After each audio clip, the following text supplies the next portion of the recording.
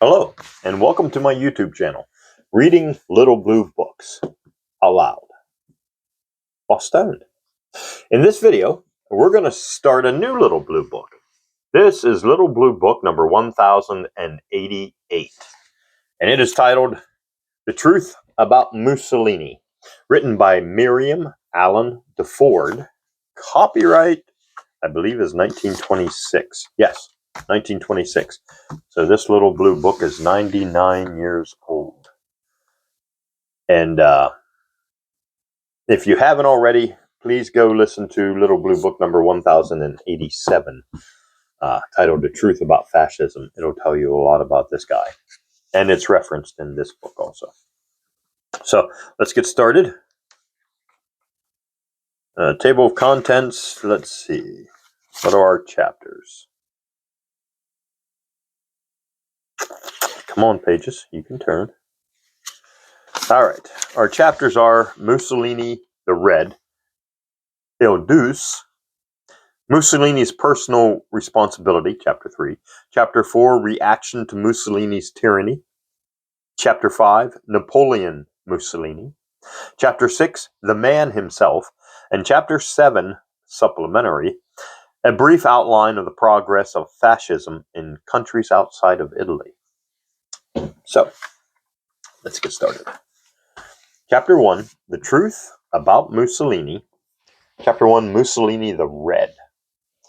Benito, which means blessed, Mussolini, was born in the summer of 1883 in the mountainous district of Romagna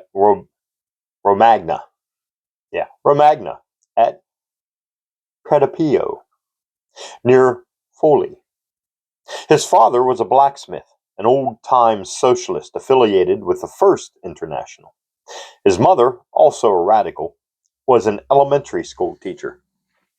Persons intrigued by Mussolini's saturnine cast of countenance have derived his ancestry from Moorish or Turkish sources, relying on the suggested etymology of his name. But his family name and his appearance are both sufficiently common throughout Italy. There is no reason to ascribe his advent to mysterious or sinister origins.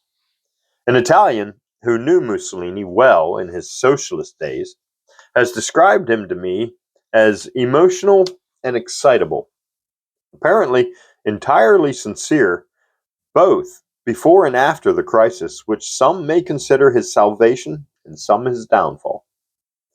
This agrees perfectly with a fine article by Angelica Balbinoff, reprinted in The Living Age of February 6, 1926, when Mussolini was a socialist, from which I shall quote rather freely. Angelica Balabanoff was then and is now active in the Italian and Swiss radical movements. Although a Russian by birth, she was Mussolini's chief editorial coadjutor in the Avanti, which was a newspaper, I guess, in the Avanti days, and knew him as few have been permitted to know him since. The schooling the future premier received was designed to allow him to follow his mother's profession. He went to a junior high school and thence to a normal school. Finally, at the age of 19 in 1902, he was prepared to teach and secured a country school.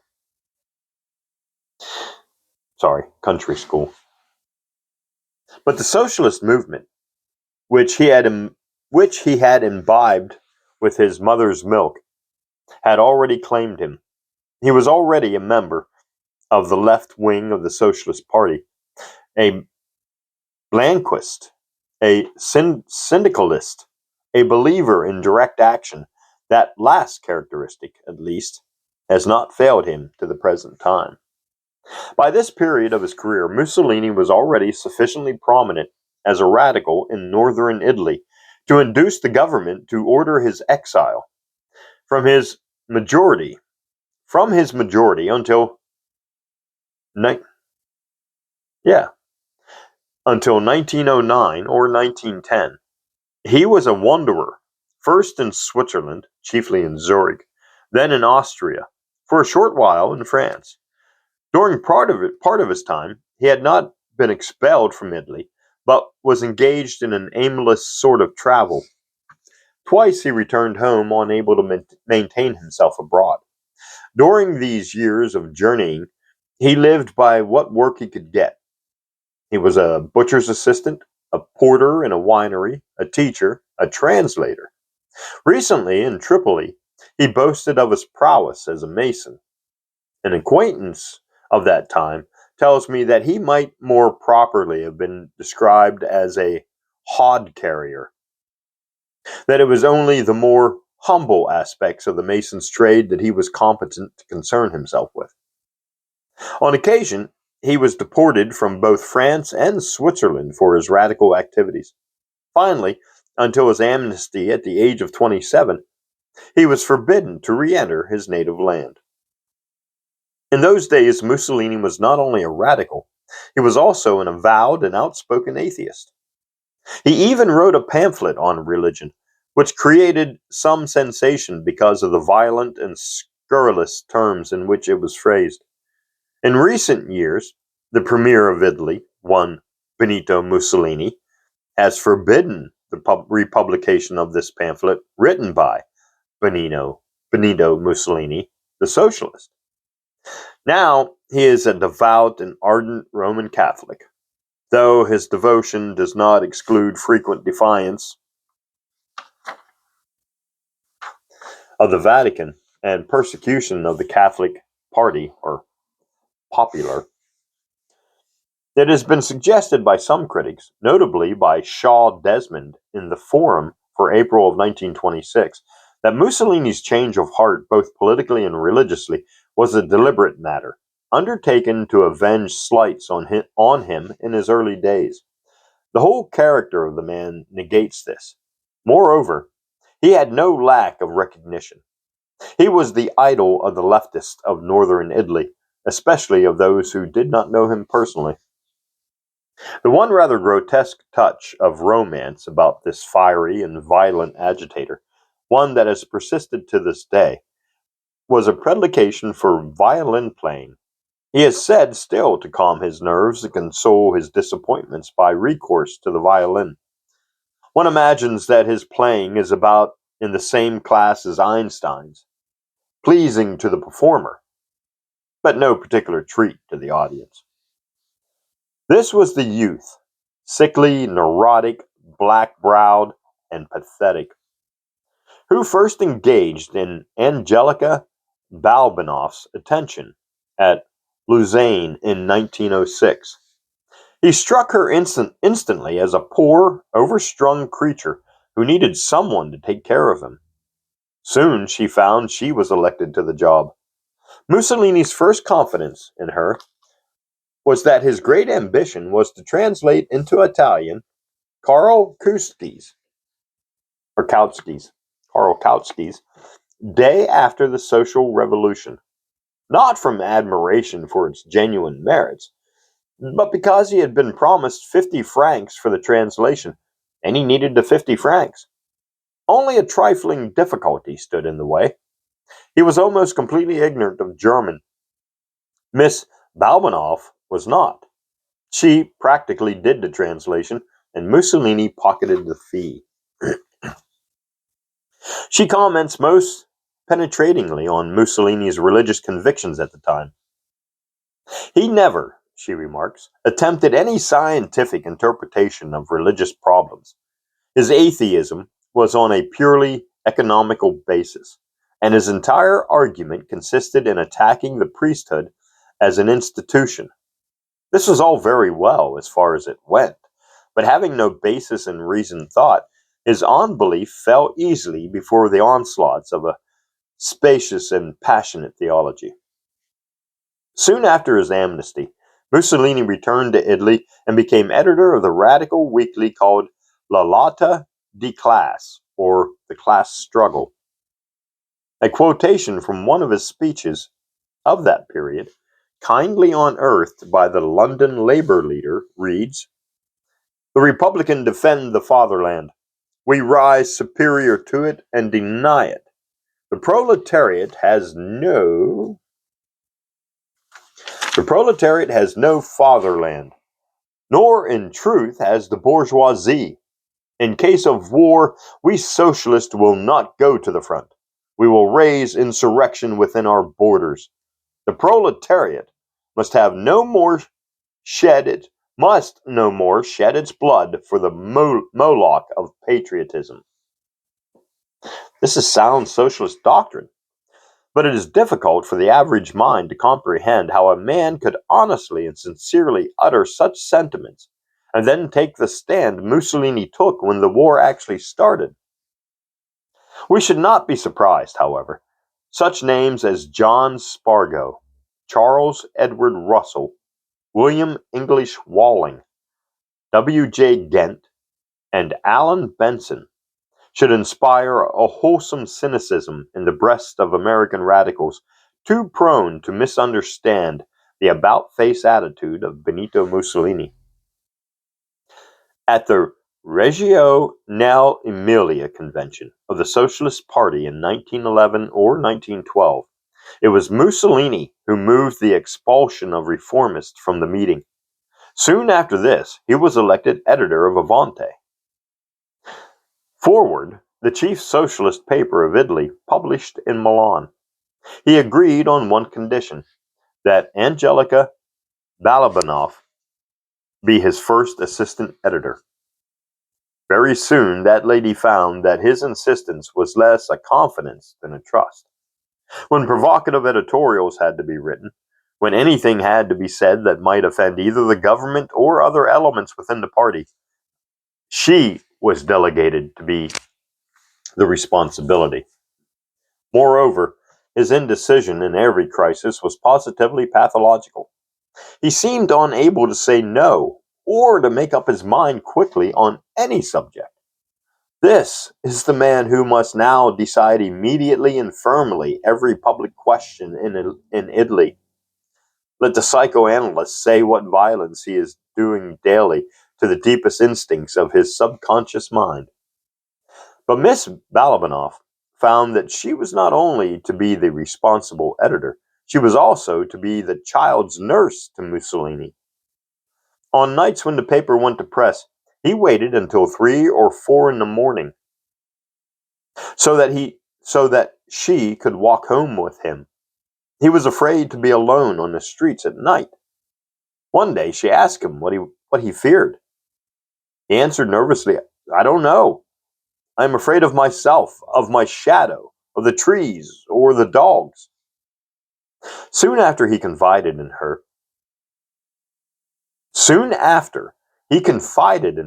that he was ill.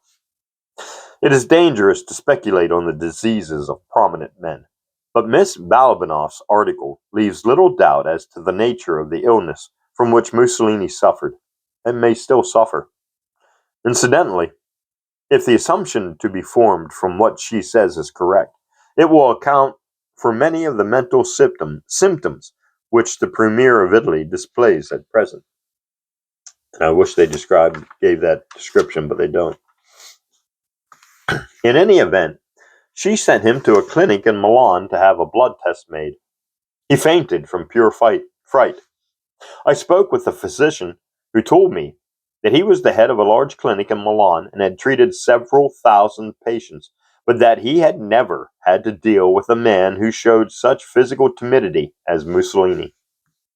To have schooled himself to a point where he can calmly appear and finish a speech after being shot in the face, as he did in April of 1926, is an achievement which argues either remarkable self-control or an induration in his sensibilities arising from progressive mental disease.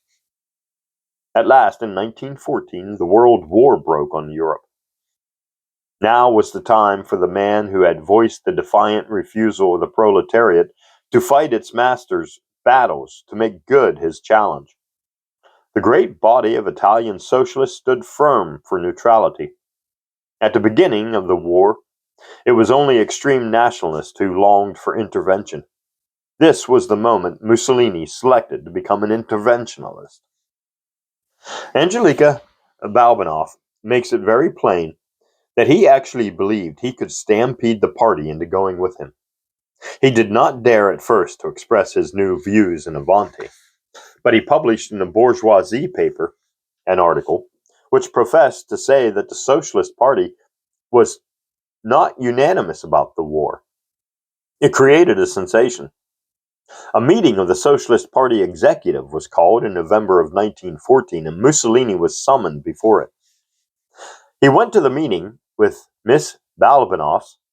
On the train, he boasted to her that the whole Socialist executive would stand by him, that he would be the agent by which the Socialists of Italy would declare for participation in the war. In vain she endeavored to dissuade him, even to telling him that his place was either in the army or in an insane asylum. As she had expected, and as Mussolini most certainly had not, the vote of the executive was unanimously against him. He was expelled instantly from his editorship of Avanti. He replied with one of his grandiloquent speeches, heavy with pathos. I do not need anything. I shall throw away my pen. I shall never write again. I shall go back to my own trade as a mason at 5 lire a day. Boy, I wish he had, huh? When he said this, he knew very well that his new associates had already raised a fund to establish a pro-war paper of which he was to be the editor. This was the Popolo d'Italia. Turning the page. The Popolo d'Italia in Milan, which he still retains a controlling interest. He impressed me at that time, Angelika Balbinoff summed up, as a man terrified by his own evil conscience. In any case, his bridges were irreparably burnt behind him. The career of Mussolini the Socialist was over. And that's the end of chapter 1. And I think we'll go on to chapter 2, Il Deuce. First, we'll hydrate. Hydration brought to you by Maddie. Hydrate, Maddie. Il Deuce, chapter 2. From the columns of Popolo d'Italia, Mussolini continued to urge Italy's intervention in the war.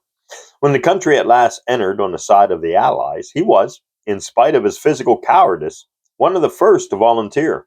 He could hardly have done otherwise. He served with the... I'm not even going to try to attempt this to try to say this. Being twice wounded, he was decorated for bravery.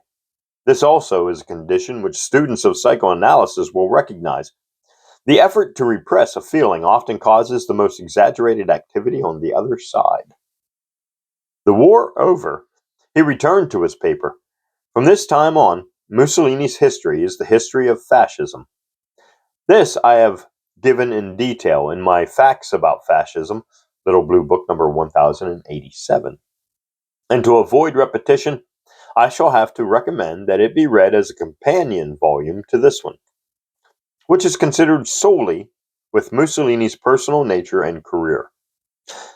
I have told there how he joined the early fascist movement as a disciple of D'Annunzio in his campaign to seize Fiume in Italy. By 1919, Mussolini was as prominent in the fascist movement as he had previously been in the socialist. His temperament is not a retiring one, and he is not averse to the limelight which beats upon the famous. He was still, however, a Republican, as witness a speech delivered in 1919. And this is what he said. The Senate must be abolished. We demand that this feudal survival disappear. We demand proportional representation. Faced with the question, monarchist or Republicans, we reply from henceforth Republicans. We utterly oppose all ideals of dictatorship. We demand the confiscation of riches ill-gotten during the war. Doesn't sound like Mussolini later, does it? Since that talk was given, Mussolini has emasculated the Chamber of Deputies, abolished proportional representation, debauched the electoral system, became the right-hand man of King Victor Emmanuel III, and established probably the most complete dictatorship the world has ever witnessed. Events moved fast, and the communist activity of 1920 and 1921, terminating in the general strike, gave the fascists, whose head Mussolini now was, their opportunity. But as late as August of 1921, he was still dissatisfied with fascism, still, doubtless, a little homesick for the old days. Fascism, he said on that occasion, is no longer liberation but tyranny, no longer the safeguarding of the nation, but the upholding of private interest and of the most groveling and unenlightened classes existing in Italy. Quoted by Odin Porn. Fascism must be a book. Mussolini would probably be able to control his grief if someone destroyed every utterance he made before October 1922. On the 30th of that month, he accepted the king's invitation to form a cabinet and became premier of Italy. By his followers, he is usually referred to as Il Duce, for Victor Emmanuel made him a duke soon after his ascension to power. A strange destiny for the radical blacksmith's son. If someone had told Benito Mussolini in his youth that when Queen Margherita, widow of King Humbert, the present king's father, died, he, Mussolini, would walk beside the king in the funeral procession, he would have considered the prophecy a joke or an insult. Probably both. Early in his career as dictator, when the notorious fascist militia was organized, he said publicly, "You may perhaps ask the reason for all this show of military strength. I tell you that I wish to govern this country with the consent of the greatest number of people. But it is my experience that strength usually helps to form consent. And in any case, if the consent fails, the force remains." Quoted by Kenneth L. Roberts in Black Magic. Yet he gave up the democratic illusion slowly. At the present moment of the coup, he told the correspondent of the Manchester Guardian, "Our policy will be inspired by love of our country and of the working people. As a member of a cabinet with a fascist program, I should at once intimate to the Italian people that bloodshed must cease. There will be no reason for the continued existence of the Black Shirt Army. They must obey my orders and keep the peace. I love the working classes. The supreme ambition and the dearest hope of my life has been, and is still, to see them better treated." Is it small wonder that many of his apologists insist that the excesses and tyrannies of the fascist regime must not be laid personally at Mussolini's door? But as we shall see presently, this position is unattainable. Already, by the spring of 1923, he had made his celebrated funeral speech for liberty. Here it is. "Liberty is no longer a chaste, severe maiden for whom generations in the first half of the last century fought and died. For the intrepid, restless youth who are now in the dawn of the new history, other words exercise a greater fascination, namely, order, hierarchy, and discipline. Know, then, once for all, that fascism recognizes no idols, adores no fetishes. It is not afraid to call itself illiberal or anti-liberal. It has already passed over the more or less decomposed body of the goddess Liberty, and is quite prepared, if necessary, to do so once more." Article by Mussolini on Force and Consent in the Largarica. I butchered that. March of 1923. In commenting on his expulsion of the seventh deputy from the chamber for incomplete adherence to his role, Mussolini explained that such things as martial law, court injunctions, fines, and jailings were all unnecessary bother. What was needed in the modern state was force and violence. As I remarked previously, he is still true to his principles of direct action, at least. And from this viewpoint, he has not since diverged. As late as November of 1925, he said to his party, "I have always maintained that violence should be timely and chivalrous, exclusively in behalf of the state. Discipline must be substantial and absolute, almost religious. The workers, whose welfare was the dearest hope of his life, must be taught that their duties are more important than their rights. The last century was the century for our dependence. This century must be that of our power. Every one of you must consider himself a soldier, a molecule, feeling and pulsating with the entire organism." At the time of the Genia episode, and the subsequent bombing of Corfu, which may be taken as the line of demarcation between the early days of fascism in power and its later perfected development, the naive and matter-of-fact way in which Mussolini confesses himself the real ruler of Italy, and the king his subservient and silent partner, was shown by a curious innovation. He ordered an immediate issue of new postage stamps to celebrate the famous victory of Corfu, which consisted of the cold-blooded murder of 16 child refugees from Armenia.